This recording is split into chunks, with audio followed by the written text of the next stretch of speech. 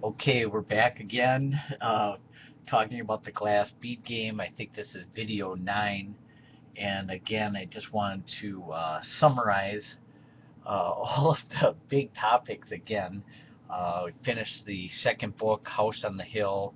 I believe that's in uh, production or will be soon, should be in print within the next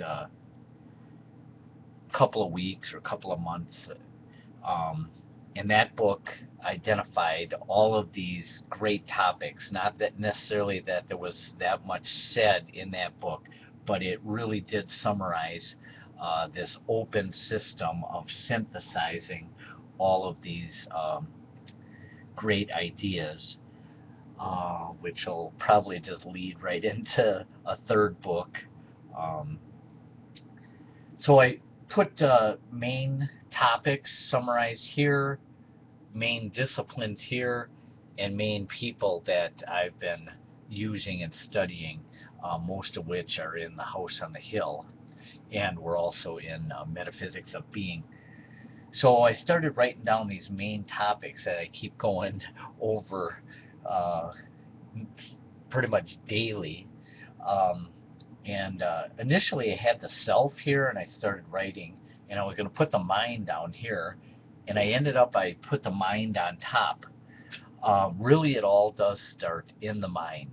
Um, that is your universe. That does create reality according to quantum mechanics.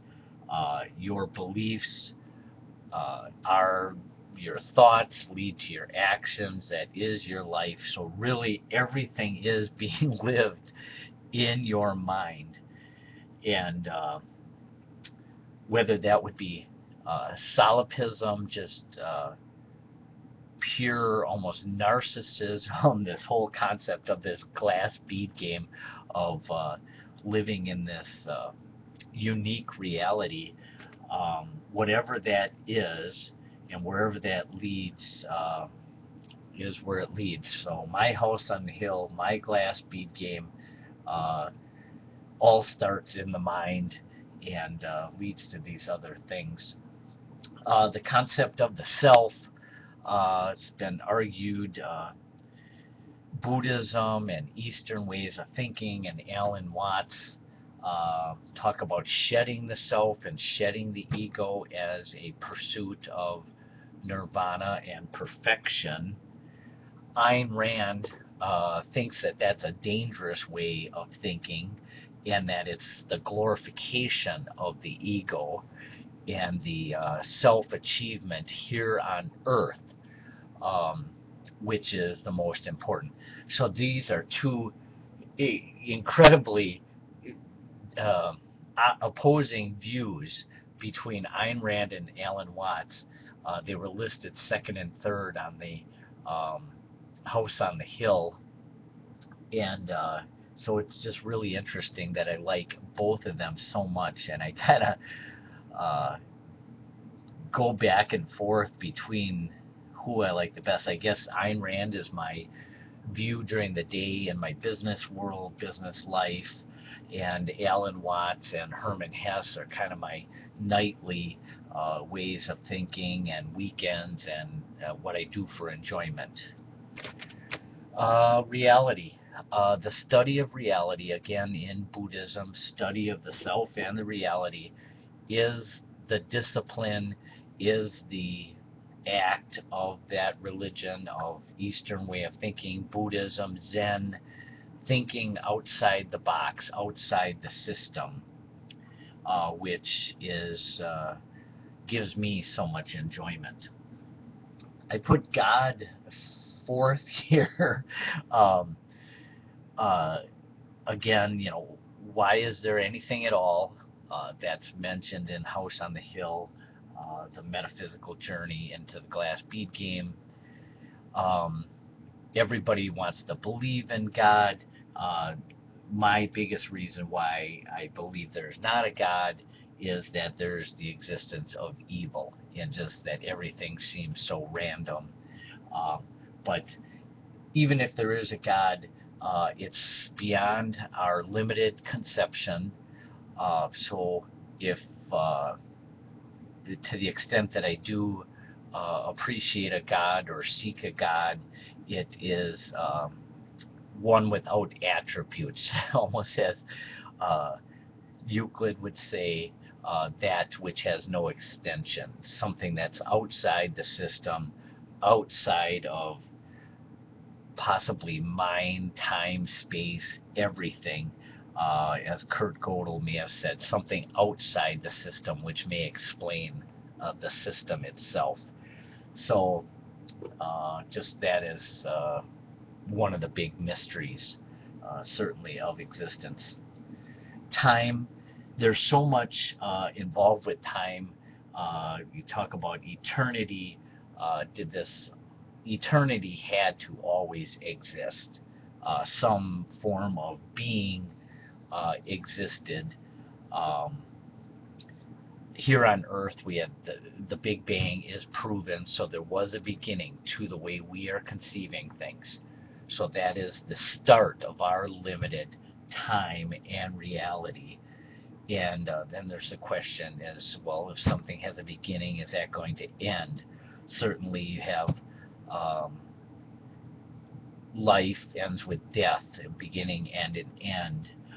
There's a lot of talk recently by physicists and so forth, and trying to seek immortality through science, and really interesting how through studies of the mind and science and quantum computing and health sciences and the development of this possibly could lead to this exponential growth and possibly even to the immortality of man, or of minds at the very least in some form.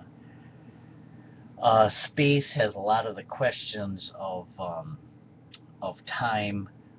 We have this space, this conceived universe, but what is that sitting in? Um, it seems that it would just be this unlimited, go on for forever, um, with no limits. That's really hard for us to understand. There is this existence, and it's bounded by nothing, is the best way that you can term it. Our universe, we know, has been around for 13.7 billion years. That's a given fact now, according to Lawrence Krauss, a new physicist that I've really been interested in. Um, we know a lot about the universe. We know um, how many bits are in the universe. I guess we can know the weight of the universe. Um, we know a lot about the universe, and really are uh, moving towards understanding this limited quantity in its entirety. So this next 100, 500 years is really going to be interesting. Metaphysics is my number one thing, just studying existence and all of these topics. That's really the synthesizing of all these different ideas and disciplines of what I'm really into. The study of being itself, whether there's you're alive, or God, or other beings, or whatever, something exists. Um, Something has existed forever. And we're going to get into Douglas Hofstadter, or Lawrence Krauss, talking about how something could come from nothing. And in quantum mechanics, nothing has virtual particles in it, and it's proven that something can come out of nothing. In particular, a collapsed star is what produced carbon and atoms and human beings. So something can come out of nothing, and I'm looking into more of this Lawrence Krauss and this idea of collapsed stars, and more of the cosmos and black holes and all the unique nature of that, because that's really interesting, how it relates to the creation of the universe and beings. Beauty, this is also complex and so far beyond man's conception. So, in House on the Hill, I stated beauty is truth, truth, beauty. That's number one. Um, whether we can know things or not know things, you could still enjoy beauty and great things and wonderful things in your day-to-day existence. Truth, Kurt Gödel proved that absolute truth cannot be known. You can never know absolute truth from within a system itself. Paul Davies and a lot of others, Ayn Rand would completely disagree with this, but in an unlimited universe, an infinite universe, there's just no way to know ultimate truth. So then I think it goes back to beauty is truth, truth, beauty, that you just try to enjoy and learn what you can on a daily basis. Existence, just the mystery of all that, again, being part of metaphysics and reality, the study of the self, uh, the mind, Buddhism and Zen, all of these tying together. Eternity, again, as part of time. What does that mean, eternity? Um, there is an essence of a self, certainly, that exists forever. Immortality, and you've had eternity from the beginning of the time to the end of time. Where does man fit into that? Um, Alan Watts would say, you just are part of this holistic uh, being, this the entirety of being. That the ego is not really important. It's you are a part of this eternal self. Ayn Rand would just say you have these 80 years on life. That's what you should enjoy every single day. Glorify the ego, and when you die, period. And that's what gives, in her mind, each day such significance and importance. Concept of nothing, again, back in philosophical terms, nothing meant void, literally nothing. Whereas now, in the real world, Lawrence Krauss's new book, Something from Nothing, um, explains how in quantum mechanics uh, there is virtual and potential existence within nothingness that emerges, and also that the entire universe, its energy, positives and negatives cancel each other out and comes to a nothingness. So the concept of nothingness is expanding um, in physics, and meaning uh, not necessarily a literal nothingness like the old Greeks would have talked about nothing and voids and non-being, but that it is a quantity of nothingness with potential within it. So that goes back to this yin yang scenario of something and nothing coexisting together. Concept of freedom. This is the last line in House on the Hill. What does it mean to be truly free? Um, Free will is so important. Ayn Rand stressed that that was one of the most important things in existence, that no government, no one should ever interfere with your free will. Um, but also just the concept more in a metaphysical sense of freedom, of what does that mean to be truly free. And I think John Paul Sartre talks about this, and um, to a great extent, metaphysics of being talked about freedom of being unbounded, either through um, merging with reality, those great magical events like climbing Mount Everest, or possibly through death is where you're become this unbounded, free entity, possibly. So freedom is such an important concept. The term absolute, referring to what is absolute as opposed to relative. Everything in our universe is relative, as Einstein proved in his general relativity. Um, this relates to that. Time relates to other time. Space relates to other space. Beings relate to other beings. So, what does it mean to be absolute? Absolute truth, absolute knowledge, absolute freedom. So that concept is also very unique of what could the term absolute truth, absolute freedom really mean in a limited, bounded world. This concept of evil has come up. Why is there evil in the world? Why is there suffering? Why is there disease? Why is there catastrophes? Why is there death? All of these terrible things that exist seem to point that there would not be this all-loving God. So that's certainly one of the biggest questions of why we live in a universe like that. Um, it seems that it just must be some kind of grand accident that just would allow for evil to exist. Um, we could still seek perfection.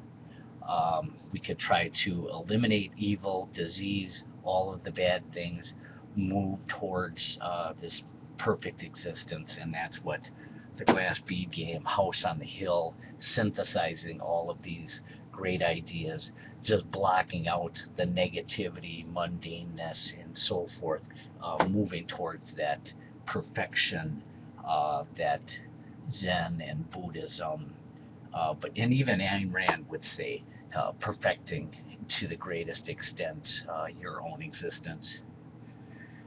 Paradox exists. um, we talked about Zeno's paradoxes many times. The Achilles paradox, the dichotomy paradox, the stadium paradox, um, the place paradox, and I'm forgetting one other one right now. Um, but all of those just picturing a number line. How could there even be a first step on a number line? 1 over infinity. So the impossibility of motion and change and existence at all involved in that paradox. And then we've really been getting into this Magna paradox lately of how two intersecting lines could ever disengage. If this goes out into infinity, how could they ever become parallel? And we talked about Euclid, his fifth postulate, that he could never prove that two parallel lines never intersect. So this is a theoretical um, truth that cannot be proven because these go out into infinity, but for some reason in our world, we just have to take them as truths that parallel lines never intersect, and intersecting lines do disengage at some point where, as I've stated in Magna's paradox, infinity merges with zero, where there is no longer any intersection out here. That's the only explanation of how can something that goes out into infinity ever disengage. So again, the glass bead game, synthesizing all of these various disciplines of philosophy and art and religion and science and quantum mechanics and mathematics and literature and music and general relativity and anything else that you can think of, um, to play this glass bead game and develop this higher state of consciousness and reality, and interest in metaphysics and so forth. And as we've talked about so many times, many of the people that I study and have read and so forth, my number ones, again, Hermann Hesse, who developed the glass bead game, Ayn Rand, who believed in perfecting man and a secret society. Hermann Hesse also believed in this secret society, Castalia, and living life through his novels, the H.H. characters and so forth that were in all of his various novels. Alan Watts talked about a perfect existence, certainly. Plato talked about perfect existence in Atlantis and Platonic forms, these perfect entities which transcended the reality which we live in. Parmenides talked about perfection in a sense of an immutable, unchanging world. Zeno just talked about how can there be anything at all, period, in his paradoxes. Douglas Hofstadter wrote Gödel Escherbach, which I'm reading right now. It is a fairly long book and hard read. I love the concepts, but going through the book is hard to read at times, so I just go on to other things that I'm interested in within the book. Aristotle believed that infinity was impossible, just A equals A, the concrete reality, deterministic reality which we live. So Aristotle and Ayn Rand and Isaac Newton all believed in that deterministic, concrete reality. Who are we on? Lawrence Krauss wrote this book, Something from Nothing, which I have on order, how a collapsing star is what created all of the carbon and the elements for human existence, so that's just amazing. Anaxagoras, everything is in everything, this holographic universe, similar to how infinity is within a finite set. Escher tilings, where infinite amount of images in a finite image. Also, if you think about cells in the human body all containing the DNA code. So in so many different instances, we have this type of everything is in everything concept. Bertrand Russell, who wrote Principia Mathematica, tried to prove the foundation and the principles of all of mathematics, and it was just shot down in 1931 by Kurt Gödel's incompleteness theorem. So that was just really interesting. But I do love Bertrand Russell, reading about his in his Our Knowledge of an External World. His talks about continuity and infinity and so forth were just so amazing. Werner Heisenberg just talks about that elusiveness of particles and being itself, the uncertainty principle. Schrodinger's cat, talking about dual existence and all the superposition and all of that. George Cantor, all of the infinities, some are larger than others, and that's all amazing. F.H. Bradley, who sought an absolute truth without paradox, without relativity, didn't get there, and I don't think it's even possible, but I really like his appearance and reality. And then George Berkeley, just to be is to be perceived, which kind of takes you back to this mind, and that's where all of reality. So we've got all these other guys that we've talked about so many times, and again, this is kind of a summary, again, of House on the Hill, the glass bead game.